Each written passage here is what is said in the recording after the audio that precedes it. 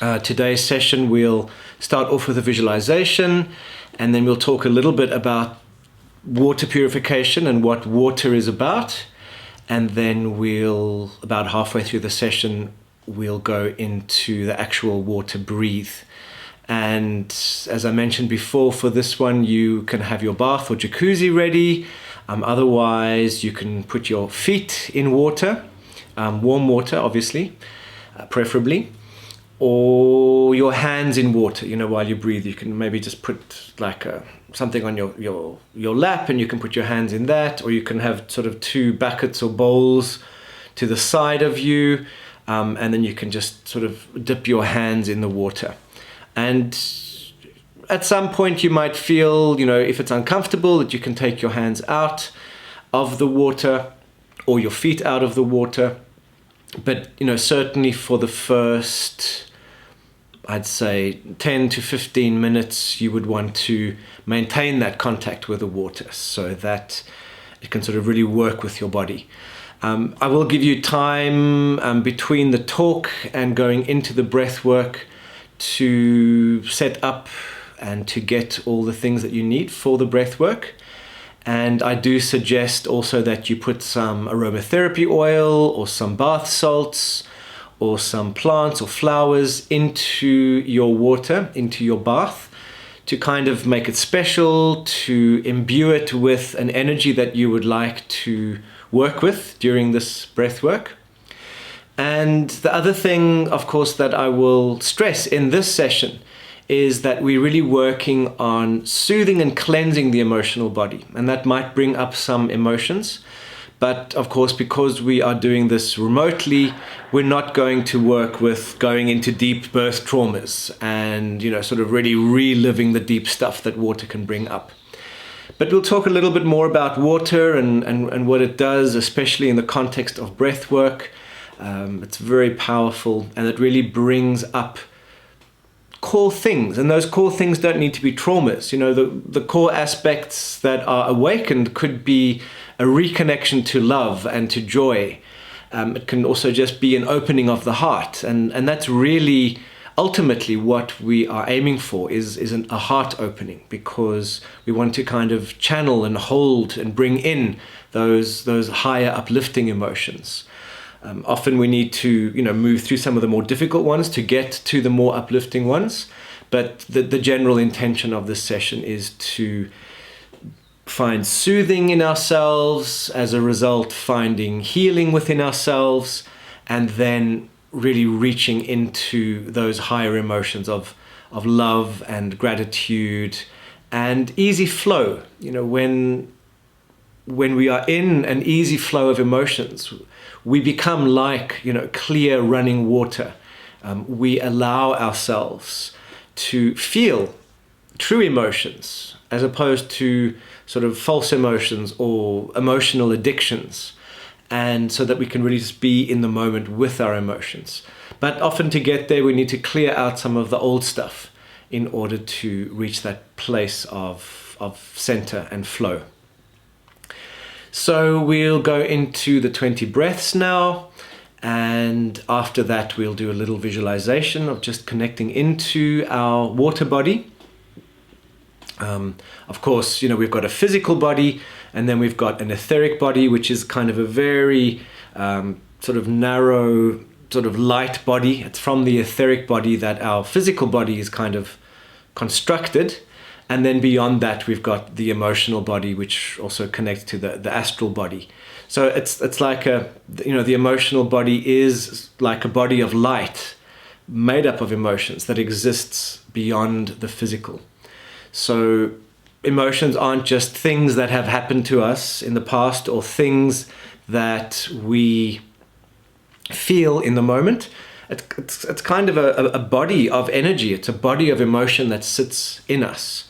And again, when we do work with it, especially on this elemental purification level, then we really move and cleanse that actual body. It's exactly the same thing as washing our physical body. When we work with water, we wash our emotional body. So we'll go into the breath work now. So let's close our eyes, take a long deep breath.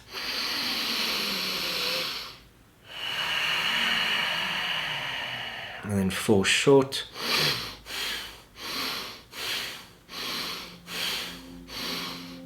Long. 4 short.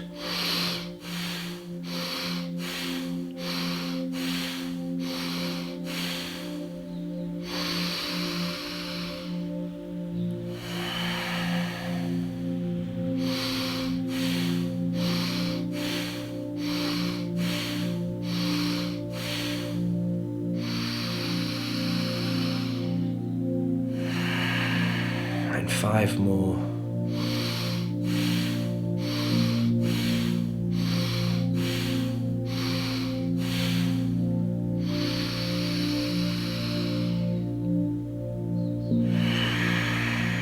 And now just keep your eyes closed. Feel your physical body as it is. And of course, this is your densest body. Flesh, the bones, the heavier aspect of self.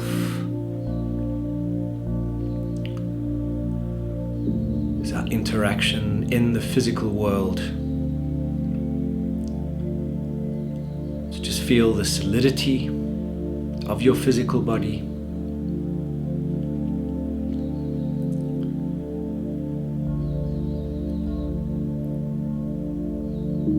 Now you start to expand your awareness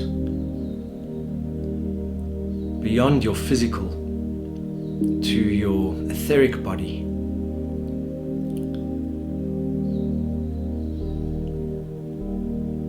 Which surrounds the physical.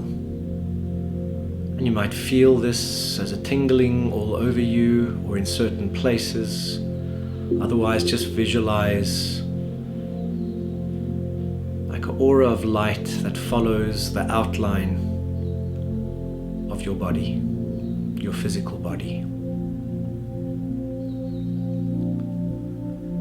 And now expand your awareness even more outwards to connect into your emotional body.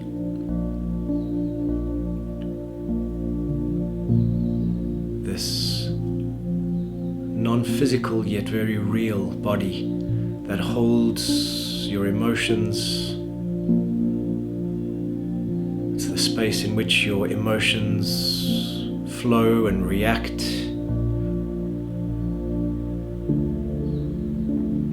And feel what's there. Perhaps you feel different parts of your body. Some might be more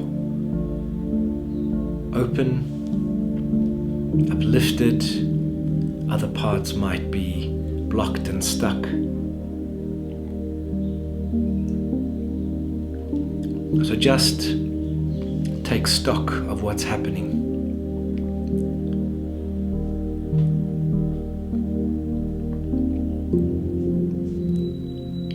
And let's just work through the chakras, perhaps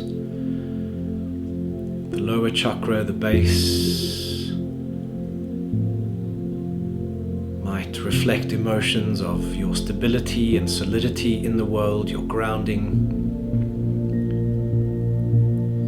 Maybe you feel more sensation, be that positive or negative, in your second chakra, the sacral, which relates to the ability to give and receive pleasure.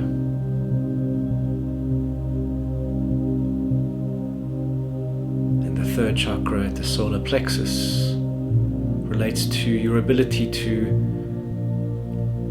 exercise your will in the world. Do you feel like a victim, or do you feel like you are able to make the things happen that you desire? And then your heart chakra, the center of love, where the spiritual and the physical come together and are integrated. Maybe your heart feels closed or otherwise expansive. And now your throat chakra, which is the ability to communicate, to say what you need to say, to ask for what you need. How does that feel?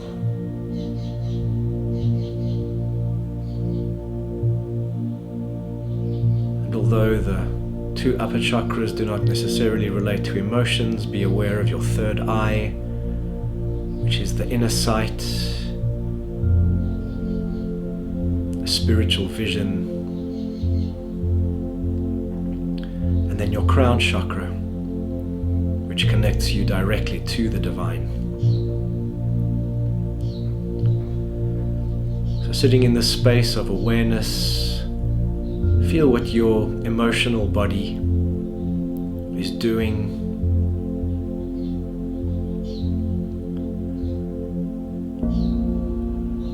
Don't try and deny or change any of the emotions that are there. Just be aware of them. Feel where they are. Feel what they bring up.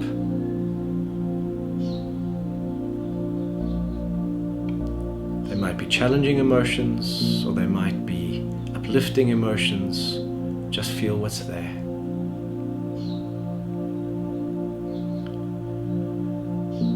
And now we expand our awareness even further to our emotional, or what's beyond our emotional body, which is the spiritual body, the aura as a whole, a bubble of light around you.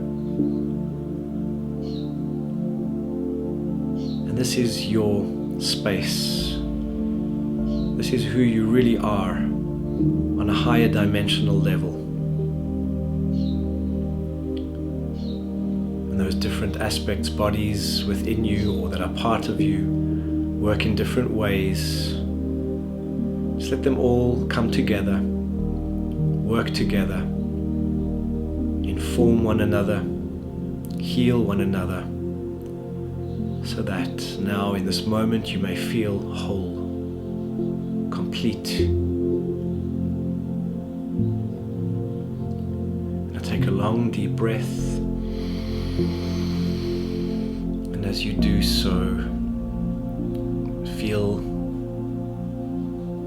love radiating from your heart. And take another long deep breath. Feel light coming in from above, the divine light that is beyond your being, beyond your ego, that is your connection to the love, the light, and the truth. This is your spiritual sustenance.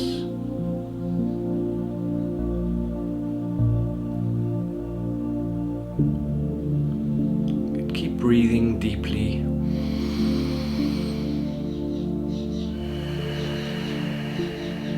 Allowing this spiritual sustenance in, allowing it to inspire you, heal you, transform whatever is stuck, to transform some of the aspects of your life that may be holding you back. Remember, it's by cultivating this spiritual body that you reach your highest potential. In the small ways, in the big ways, this makes you complete.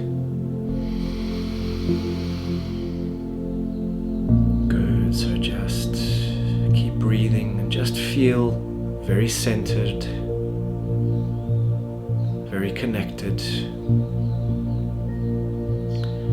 And in this space of inner knowing, perhaps you get a sense of what it is that you need to work with or would like to work with in today's session of Water Breathwork. Gain an awareness of what needs to be purified, not only inwardly in your life, but externally as well.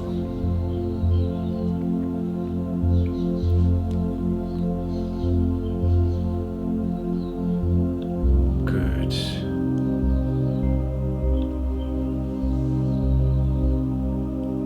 And now we'll take one more long deep breath. And you can relax now on the exhale as you start to return. Wiggling fingers and toes, stretching arms and legs, opening your eyes. We'll start now by drawing a card for the session, for the day, perhaps for the next few days, and just look at what this session might be about for you. And we've got Dionysius, our god of ecstasy, the god of joy, of going beyond our ego and going beyond our day-to-day self, our day-to-day identity. And to do that, we need to really fly out and not have sort of the ego survival mechanisms too strong or too much intact. And Dionysius is very much about trance and altered states of consciousness, and obviously that is breath work. So maybe the clue that Dionysius gives for this session is that it's really important to kind of get out of ourselves as much as possible in order to really heal ourselves. And one of the things that I've really been noticing in the last weeks in myself is how when we are very attached to our ego, to our stories, to our traumas perhaps, it's very difficult to heal because we're kind of holding on so tight. It's like when we get a wound of some sort, our reaction is to sort of to want to protect it and to constrict and contract. But when we're in this constant state of holding on to this ego wound or this issue or this problem that's concerning us, it's very difficult to heal because we're kind of protecting it from the flow. So when we go out of ourselves, and the Greek word for that is ekstasis, which means to stand outside yourself, which is, of course, our word ecstasy, where our word ecstasy comes from. So when we enter ecstasy, when we stand outside ourselves, we don't have to hold on so tight. We can sort of just open up and expand. And it's when we open up and expand that we can bring in new information. We can bring in new energy without kind of stewing in our own juices or stewing in the juices of the ego. So very often when we sit with these emotional issues or addictions or habits that we just feel we can't get out of, and especially conscious people, when you're conscious, you kind of want to look at how you can make your life better or how you can become more of an expression of your spiritual self or of your potential. So we tend to ask ourselves questions, how can I do things better? How can I do things differently? But it's when we focus on those issues too much that we don't open space to heal them. And that's where ecstasy, ecstasis, going outside of ourselves becomes very important. Because we can sort of say, well, instead of holding on to the wound, I'm going to open up and let those healers be those spiritual healers or the inner healer kind of just come in and make us whole again. So there is an aspect of self-work that we need to do. It's putting in the effort. It's creating the space and the circumstances for healing. It's showing up for the work. But then on the other hand, the surrender is really important. And I think that's one of the beautiful things about breathwork is within a 45-minute session, you actually get that full range. You start off by putting in the work, by, you know, making sure your breathing is right, by setting up the correct circumstances. And then usually towards the end of the session, once you've entered that trance, you can really go with it and let the healing flow. And in that sense, the breathwork session gives a full experience, and it is very hard for us to let go. And, you know, often it's kind of the ego saying, well, because I want to heal, I need to let go, so I must let go. But the ego of itself can't let go. We have to kind of create the tools and the circumstances to let go. And of course, what's extremely important in this process of healing and letting go is we do need to be in the right space. We need to be in a safe, protected space so that we can feel that it's appropriate or safe to let go, that we can really enter a space with ease. So at this point, I'd like to remind you, if you do want to start tapping your bath or jacuzzi, if you're going to be doing that, we can go ahead and do that now. Just so that in about 15 minutes when we do start when we do start the breath work, your bath will be ready. Of course, you want to make it nice warm water, but not too hot. And then for those who will be doing working with a foot spa or, you know, buckets or containers of water, I will give you time just before the session to get those going. But the bath, of course, does take a bit longer. So, you know, our emotions are such an intrinsic part of who we are. Even though we're physical beings, you know, in our society, we tend to focus on our physical self a lot because that's what we can see and touch, and that's what society really perceives to be, you know, our kind of most important asset in some ways. And it's not only about appearance and how good you look, it's also just about health, and it's about being able to, you know, work and function in the world. You know, our physical body, our physical health is extremely important.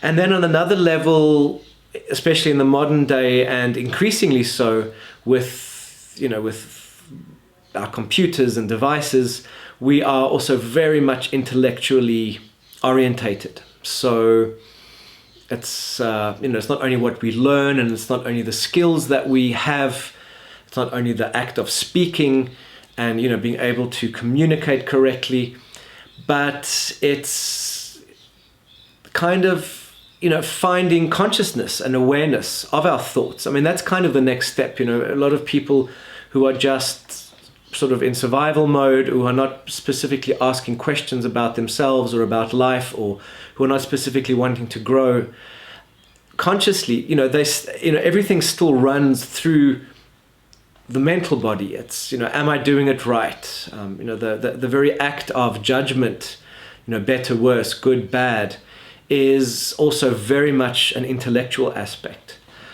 But what ties everything together is our emotional being, our emotional response to things. And even though we might think of ourselves as very rational people, we still have very strong emotional reactions to things. And these emotional reactions often come from what has been conditioned in the past. So we might not like dogs because we got hurt by dogs when we were children, or we, you know, whenever we hear a particular song, it might bring up particular feelings that make us feel good or bad. So, you know, those emotions very often sit below the threshold of our consciousness and our awareness. So, you know, we can think we are a particular type of person, and I would suggest most of us, certainly when we were less conscious, most of us don't even see what our emotions really are. We don't even see who we really are as people, because we have an intellectual idea of who we should be, and we have intellectual ideas of who we think we are. And that's obviously where we see hypocrites falling short. Is hypocrites say one thing about themselves or about the world, and then they very much do other things. Their actions prove to be something different. And that, sort of hypocrisy, or, doing one thing, saying one thing and doing another, is a very clear sign of being out of sync. And it's usually the emotions that dictate what our actions will be. So, we might think we're very spiritual and we might meditate for an hour a day, but then as soon as we get into the car, we start cursing and, carrying on at other people who sideswipe us. And that's fine to have that reaction. It certainly doesn't mean that we need to be, sort of spiritually tranquil at all times, but the awareness is really important. It's really important for us to be aware of where our emotions are and the ways in which our emotions can throw us off track. So, in terms of resonance, and I'm talking a little bit more now in terms of how we manifest or how we function in the world, in terms of sort of the energy that we hold. Obviously, in this physical reality, our physical body is our key. It's kind of our sounding board in the world, and it's through the physical body that we manifest into the physical world. And the physical body relates to the element of earth. And then, of course, in our physical body, we've got lots and lots of water. And symbolically speaking, water relates to our emotions, which kind of shows just in the makeup of our body the extent to which our emotions are part of our being in the world. So when we have emotional blockages, resistances, etc., we kind of find it difficult to manifest in the world what we want to create. If our emotional body, for example, is holding one energy, whereas our mental body, which is kind of less resonant, it's less kind of present in the physical world, when that is out of sync. And again, of course, through breath work, breath being an element of air, we are consciously bringing the etheric, the air aspect, into our physical body, our emotional body. We're aerating that. We're making it lighter. We're making it more open to new consciousness, because the element of air relates to thoughts, communication, and also consciousness. And like everything, all of the different bodies, physical, emotional, mental, when, there can be a lower frequency or lower frequency expression of that element, and there can be a higher frequency expression. So the lower frequency expressions of water, the water body, would be fear, anger, and depression, for example. The higher frequency would be love, faith and trust, openness to possibilities. The lower frequency of thought or air relates to our lower thoughts. It's almost like those lower thoughts that get embroiled with our emotions. Our lower thoughts might, have an emotional aspect, fear, and then they might have a conditioned aspect like I'm not good enough, or, because my mother rejected me, I'm a bad person. So those emotions and then those mental aspects, those thoughts, those self-concepts kind of get embroiled into the emotions. And then when we sort of function or try and function in the world, the thought and the emotion kind of work together. And self-sabotage ties into that. Self-sabotage is kind of almost like a death urge in some ways, sort of keeping us low, keeping us stuck. So those lower thoughts will get embroiled with the lower emotions. When we do breath work, we are consciously bringing in higher thoughts of, being able to communicate and see, for example, what's really there, as opposed to being stuck in those lower thoughts and emotions. So we can look without filters. We can perceive ourselves and our world without getting stuck. So when we do this conscious breath work, we're also bringing in higher mind, which is more of a soul aspect, more of a divine aspect, not just the ego-based wound, as I mentioned before. We're not sort of staying stuck and stewing in the juices down here. We're bringing in something else, aerating it, in order to then expand and be able to live more of our potential. And I think, this is something I always talk about, but I really do believe that, we as people, we're not just what we're given with our body, our emotional predisposition, our mental capabilities. We cultivate ourselves. We should cultivate ourselves. We should always strive to, learn, to develop our emotional aspect, to develop our spiritual aspect. And always when we do that inner work, we will see results in our outer lives, in our health, in our satisfaction in the world, in our sense of meaning and vision in the world. So it's very important to keep that cultivation going.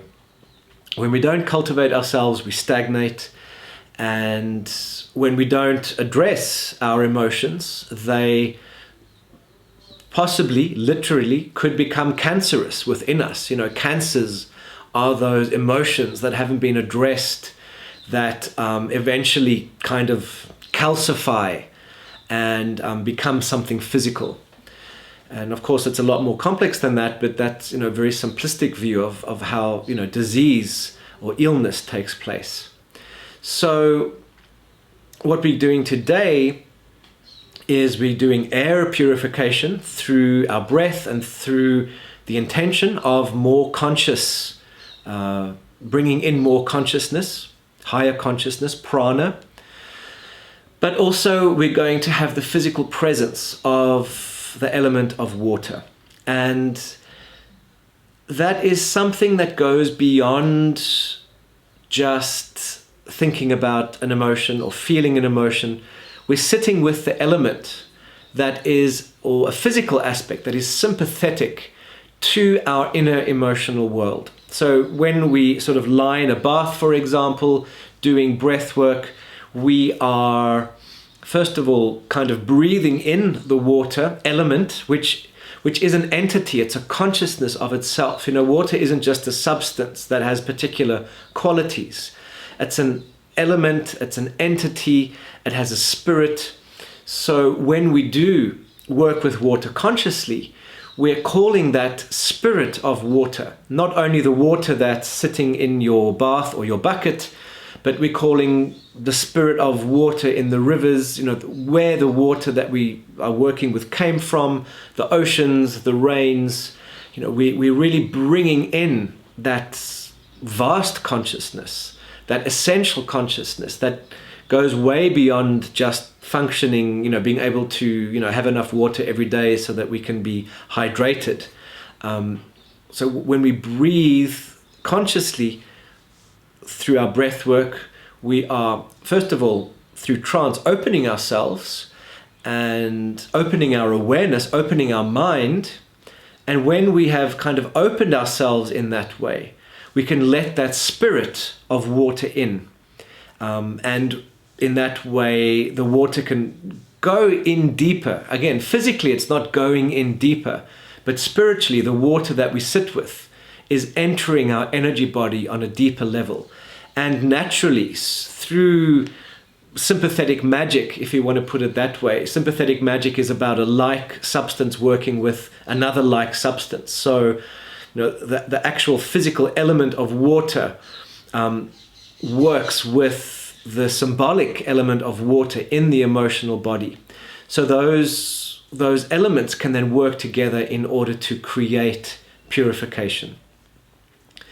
So what I will suggest for this session, if you're not doing a bath or a jacuzzi today, that you have warm water in a bucket or foot spa for your feet or for your hands, and that you work with that water physically, that you put your hands or feet in there, and definitely that you take a shower or bath afterwards, after the session. So, we'll do the breath work, And then, within half an hour of having done the breath work, have a shower or bath and be conscious of the water. Take a little bit more time. It's not about soaping yourself up and shampooing your hair.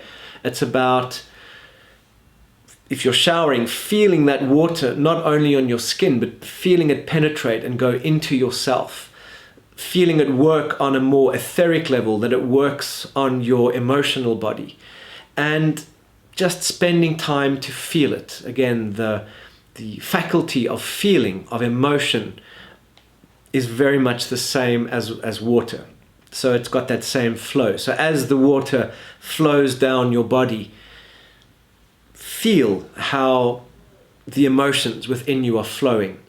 And a very useful visualization, I think, when you shower in this way today or whenever, is to imagine that the jet of water is also light. And as you feel that water flowing over you, you're also feeling light go through you. And sort of imagine that as you keep feeling that water, as it keeps running over you, that the negative emotions are sort of flushed out through your feet or flushed out through the lower chakras. You might even just want to feel the water on each of the chakras, maybe just sort of put each one of them in water or consciously work with water on those different parts. Of course, when you add perfume to the water in a perfume bath or a plant bath, which is something slightly different, you also will, consciously work with running that water over you, or specifically, being in the presence of that water. So I'm going to give you some time now to set up, to get a bucket of warm or 2 buckets of warm water for your feet or for your hands. If you're going to be working with your feet in water, it's better to sit in an armchair with your feet resting in the water. You could also have your hands in the water on an armchair, or you can do that lying down. And then, of course, if you are going to be doing a bath, for this session, it would be nice if I could see you. So if you have your cameras on, for those of you in the bath.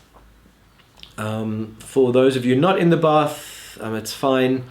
You don't need to have your cameras on. So are there any questions at this time, about the logistics of this? The breath work will be the same deeper breathing style as we usually do. So it will be, so today we're going to alternate. We're going to start with breathing through the mouth. Breathing through the mouth gets us more into our body and emotions. It's kind of a less purified or refined breath. And then later on towards the end, we'll go into the nose breathing, whereby the air going in runs through the sort of the pineal gland, and it gets purified, and then it goes into the body. So that's a kind of more upward style, spiritually based breath, whereas the mouth breathing is more of a physical downward breathing. And when I speak of upward and downward, the element of earth and water are sort of downward, and the element of air and fire are sort of more the upward approach. So we'll take a break now of a few minutes for you to get your stuff together, to go to the bathroom, and then we will go into the breath work. And of course, if you have questions, I see there's a question, do you fully immerse? If you're in the bath, yes, fully immerse with, just up to here if you can, with your head out. If you can get your neck down, that's also good. And, again, feeling the entirety of your body, covered by that water. And there are 2 approaches you can do if you're going to be in a bath or jacuzzi. You can either keep the water warm by, constantly refilling it. Or otherwise, you could allow the water to cool down if you're in a country that's summery. And it's also quite nice to feel the warm water going into the cold water. And another thing that I really suggest you do if you are doing it in a bath or jacuzzi is at the end of the session, take out the plug and wait in the water as the water drains out. So you want to kind of feel your body coming back into solidity, you know, returning to gravity, and just feel all of that water running out, and also feeling how, you know, your emotional stuff that you've breathed through is going out with that water. You know, when we work with water, we're bringing that spirit of the water in, and then the spirit of the water is kind of extracting the toxins and putting it into the water. So then when we feel it sort of rushing out, that we can really feel that satisfaction of having released. See you in a moment for the water breath work. Good, thank you.